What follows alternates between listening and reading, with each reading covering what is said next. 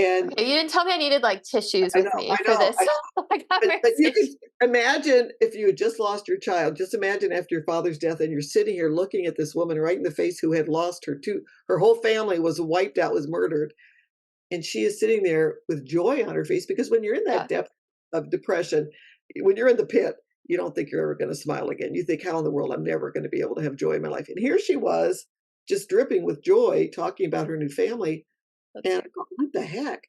And then a couple weeks later, somebody gave me a book, called Left to Tell by Immaculée Ilibagazi, a story about her survival in a bathroom with 8 other women, when the murderers were all around them for weeks trying to find them. Amazing story. So here I am, Rwanda again, what the heck? And then I had lunch with one of my very dear friends. Her name is Pam Papastanik, and she was on the board of Books for Africa, and she had gone to Rwanda before the genocide. And she said, "You know what? I always wanted to bring libraries to Rwanda. Maybe we could let's start fundraising to send some libraries to Rwanda through Books for Africa." And I said, "That sounds great," because Eric loved books. He would go to libraries and pick up their classic literature that they would toss out. He was like a Latin scholar. This kid was That's very cool. and so it just was a perfect way to remember him. And we got started and we went down to visit Rwanda as these libraries were getting ready to come in.